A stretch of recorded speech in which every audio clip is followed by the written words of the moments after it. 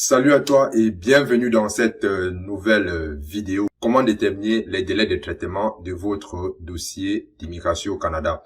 Ça, c'est la question que je vais répondre à tous ceux-là et même au-delà des personnes qui me demandent les délais, n'est-ce pas, de traitement des dossiers pour immigrer au Canada. C'est une question qui revient toujours et j'ai jugé, n'est-ce pas, nécessaire de faire carrément une vidéo pour répondre à toutes ces personnes.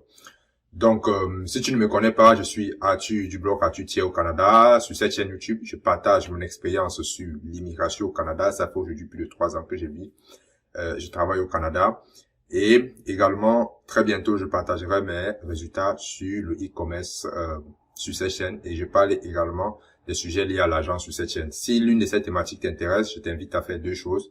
La première des choses, c'est de t'abonner à cette chaîne, de cliquer la cloche de notification pour être informé des vidéos que je publie hebdomadairement et aussi de cliquer le lien en dessous de cette vidéo pour télécharger un e-book gratuit dans lequel je donne les différentes étapes, les stratégies, les coûts, les délais, les pièges à éviter pour immigrer facilement au Canada. Et je te donne également le programme d'immigration qui, selon moi, est adapté aux travailleurs qualifiés qui sont à l'extérieur du Canada et qui souhaitent venir travailler au Canada comme résident permanent directement. Donc, dépêche-toi, clique le lien en bas de la vidéo et télécharge rapidement ce petit e-book.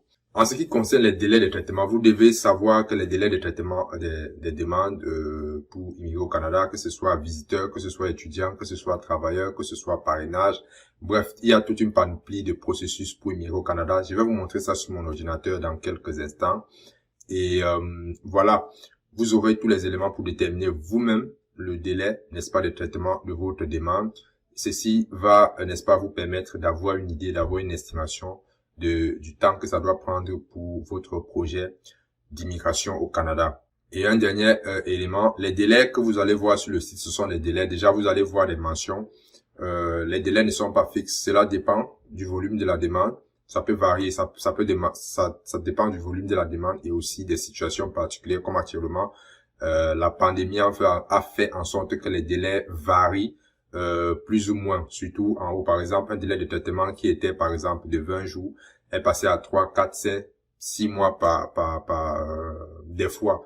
Donc par exemple, actuellement pour demander le CSQ au Québec, c'est un processus qui prenait, je pense, si je me rappelle bien, ça prenait environ 1 mois. Je ne suis pas très sûr de ce que j'ai dit. Ça n'atteignait pas 2 mois en fait.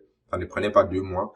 Mais aujourd'hui, pour obtenir un CSQ, avec la pandémie, le confinement, les gens qui vont faire le télétravail et tout ça, vous pouvez passer 3-4 mois pour avoir un CSQ. Et même chose pour le permis d'études.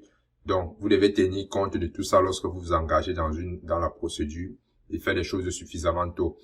Et il y a des choses que vous ne pouvez pas maîtriser en fait. Lorsque vous avez déjà envoyé votre demande, si ça doit faire plus de temps que le délai que je vais vous montrer sur le site internet, vous n'avez pas simplement le choix, vous devez attendre. Mais vous devez savoir les délais indiqués sur le site, n'est-ce pas, de l'immigration. Et c'est ce que je vais aller vous montrer dans cette vidéo.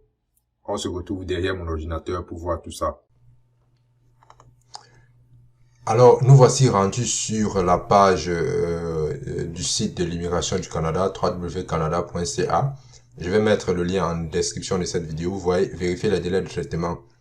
Comme je vous ai mentionné en début de la vidéo, vous voyez l'écrit ici. À raison des répercussions de la COVID, nous ne pouvons pas traiter les demandes normalement. Fournir des délais de traitement précis pour la plupart des demandes. Si vous avez déjà présenté une demande, consultez. Ok, là, si vous avez déjà présenté, vous devez plutôt vérifier dans votre compte pour savoir comment vérifier, ainsi de suite. Nous traitons les demandes pendant la pandémie. Ok, pour les gens qui disent qu'on ne traite pas les demandes, là, vous voyez, ça, voici une réponse officielle. Maintenant, ici, pour voir les délais, on vous demande ici, quel type de demande présentez-vous? Et là, ici, vous voyez, vous avez plusieurs types. Pour ceux qui demandent un visa de résidence temporaire, vous voyez, on a visite, études, travail. Je l'ai mentionné dans l'une de mes vidéos, que lorsque vous venez comme visiteur, étudiant ou travailleur, vous avez un statut de résident temporaire. Là, ici, ça, c'est la catégorie de l'immigration économique. Ça, c'est surtout les gens qui immigrent dans le cadre de l'entrée express, que ce soit le programme fédéral des travailleurs qualifiés, la catégorie de l'expérience canadienne, et le programme fédéral des travailleurs des métiers spécialisés. C'est ça qu'on appelle l'immigration économique, d'accord? On a maintenant le parrainage d'un membre de votre famille. Comme son nom l'indique, vous pouvez par exemple parrainer votre femme, votre mari, votre époux, votre conjoint, d'accord? Ou peut-être vos enfants, je ne sais pas trop. Maintenant, les réfugiés, ok? Pour ça, c'est ceux qui ont des problèmes généralement politiques dans leur pays. Ok. Maintenant, le cas des circonstances d'ordre humanitaire, par exemple, des pays qui souffrent d'une crise, d'un séisme, de la famine, d'une pandémie, vous voyez, ça, c'est toutes ces personnes entrent dans ce cas. Peut-être maintenant les demandes pour obtenir un passeport, pour obtenir la citoyenneté, la carte de résidence permanente, ça également, il y a un délai pour demander la carte de résidence permanente, il y a un délai pour remplacer ou modifier les documents les vérifications d'un statut. Ça, c'est pour ceux qui ont déjà, par exemple, un visa et qui veulent renouveler leur visa. Ceux qui ont un permis de travail, qui veulent, par exemple, renouveler leur permis de travail ou modifier certaines informations.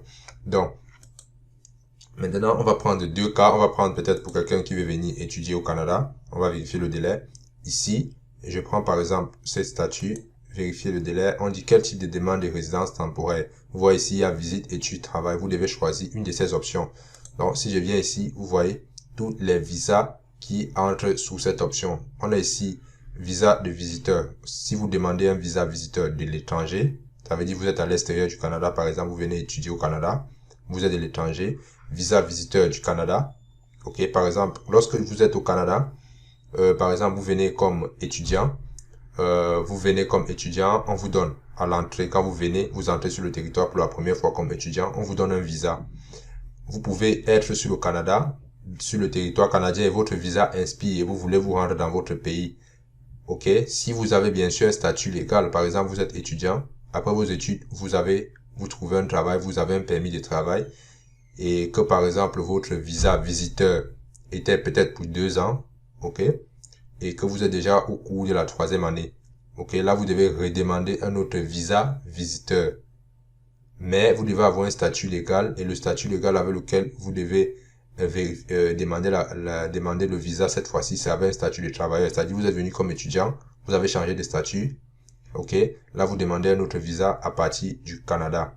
Donc, ici, vous devez avoir un statut légal. Vous pouvez demander à proroger une prorogation de séjour à titre de visiteur. Ok. Vous venez comme visiteur, visiter un membre de votre famille, on vous donne généralement 6 mois là, vous pouvez prolonger. Ici, super visiteur parent, super visa parent, grand-parent, permis d'études. Ça également, vous pouvez vérifier les délais, permis d'études à partir du Canada, prorogation du permis d'études, permis de travail de l'étranger, permis de travail, vous voyez, autorisation de voyage électronique. Ok, vous voyez tous les éléments. Ici, on va prendre visa visiteur de l'étranger ou bien permis d'études de l'étranger, par exemple. Ici, vous voyez qu'il n'y a plus d'autres options qui s'affichent. Ici, on peut cliquer sur voir le détail du traitement. Là, vous voyez, pour un permis d'études de l'étranger, le délai c'est 8 semaines. Si vous cliquez ici sur cette flèche, vous voyez, les délais de traitement varient en fonction des éléments suivants. Le type de la demande présentée, si la demande est complète, si votre demande est complète, le compte à rebours en fait des 8 semaines ne sera pas enclenché. La rapidité avec laquelle nous prévoyons de traiter votre demande. Donc voilà autant de facteurs, vous pouvez vérifier vous-même. Vous voyez ici, apprenez comment calculer les délais, vous pouvez cliquer là-dessus pour avoir plus d'éléments. Ça, je vous invite vraiment à le faire. Je vais fermer. Là, calculer ça, on est revenu sur cette page. Donc, vous pouvez lire, si vous présentez votre demande par la poste, les délais commencent quand votre demande arrive dans notre salle de courrier. Si vous présentez votre demande en ligne ou en personne, il commence lorsque vous soumettez votre demande. La plupart des délais de traitement sont calculés selon les données historiques, c'est-à-dire en fonction du temps qui était nécessaire pour traiter 80% des demandes dans le passé. Donc, je vous invite vraiment à lire. On va revenir sur la page précédente. Donc, ici, on va choisir visa visiteur. Ici, permis d'études à partir de l'étranger. Et là, vous voyez, on a 8 semaines. D'accord? Et là, vous avez beaucoup d'autres données. On va choisir un autre cas. Peut-être on prend un travailleur catégorie de l'immigration économique. Ça, ce sont les programmes populaires. Vous voyez, en plus des 3 catégories que j'ai citées, on a également programme pilote du Canada Atlantique. On a les aides familiaux. On a les travailleurs du Québec. On a pour démarrer également une entreprise. Maintenant, prenons un cas du programme le plus courant. par exemple, le programme des travailleurs qualifiés, le délai de traitement, avez-vous déjà présenté une demande? Je n'ai pas encore présenté une demande. OK? Là, on prend vraiment le cas d'un débutant. Vous voyez, ça prend 6 mois. Maintenant, si on choisit pour quelqu'un qui a déjà présenté, vous voyez, ça va toujours mettre 6 mois. Je vais prendre un dernier cas pour qu'on termine cette vidéo sans trop tarder. Là, vous avez le lien, vous pouvez vraiment vous exercer et pour pouvoir planifier votre projet de voyage en fonction des délais disponibles. Je prends par exemple des gens qui veulent venir dans le Québec, travailleurs qualifiés du Québec. Là, non, je n'ai pas encore fait une demande. Là, vous voyez, le Québec, c'est relativement long. Vous voyez, pour le Québec, ça prend 15 à 17 mois. C'est pour cette raison que moi, je le dis toujours, le programme qui est intéressant, c'est le programme fédéral, n'est-ce pas, des travailleurs qualifiés. Vous voyez, le délai, c'est à 6 mois. D'accord? Si on prend tous les programmes de cette catégorie, il y a également le programme des travailleurs des métiers spécialisés. Vous voyez, c'est 6 mois et on va prendre la catégorie de l'expérience canadienne. Vous voyez, voilà, le délai, c'est toujours 6 mois. Ici, on dit qu'il y a une erreur. Ok, je n'ai pas encore. Vous voyez, le délai, c'est toujours 6 mois. Donc, voilà tout pour cette vidéo. On se retrouve face caméra pour conclure la vidéo. Merci. Nous voici donc à la fin de cette vidéo. J'espère que vous avez aimé. J'espère que actuellement, vous savez comment trouver les délais de traitement de votre procédure d'immigration. Je ne sais pas dans quelle procédure d'immigration vous êtes actuellement. Mentionnez moi ça en commentaire et dites-moi également ce que vous pensez. Si vous avez des sujets, des vidéos auxquelles vous voulez que j'aborde sur cette chaîne, ça également mentionnez ça en commentaire. Je ferai des vidéos là pour vous donner plus de détails. Maintenant, pour ceux qui souhaitent immigrer au Canada, rapidement au Canada, par le programme que je conseille, c'est-à-dire le programme des travailleurs qualifiés du fédéral. C'est un programme qui repose sur vous. C'est un programme, vous n'avez pas besoin en fait de trouver de l'emploi au Canada, ce qui n'est pas très évident de trouver le travail au Canada. Je le dis toujours, les employeurs canadiens sont ouverts à recevoir des étudiants, excusez-moi, des travailleurs étrangers. Mais lorsque vous êtes à l'étranger, ce n'est pas évident. C'est possible. Je ne veux pas vous décourager, c'est possible. Il y a des gens qui trouvent le travail à partir de l'extérieur du Canada. Donc, essayez juste. Donc, moi, je propose un programme des travailleurs qualifiés du fédéral via l'entrée express. Et à cet effet, j'ai fait un programme de formation où je vous montre de A à Z comment monter vous-même votre dossier d'immigration pour le Canada sans avoir recours à qui que ce soit. C'est un programme dans lequel je vous partage A à Z les stratégies que moi j'utilise pour monter le dossier de certaines personnes que j'accompagne dans le processus d'immigration vers le Canada. Mais pour avoir accès à ce programme, vous devez être un travailleur qualifié, vous devez avoir de l'expérience professionnelle, n'est-ce pas, que vous pouvez justifier. Vous devez aussi être capable, n'est-ce pas, de démontrer vos compétences linguistiques. Ça, c'est un détail, tout ça. Je détaille tout ça, n'est-ce pas, dans la formation. Et également, vos diplômes, vous devez avoir un minimum, n'est-ce pas, d'un diplôme secondaire. Ça, c'est le minimum que vous devez avoir. C'est le minimum que l'Immigration Canada demande pour avoir, n'est-ce pas, pour pouvoir postuler à ce programme.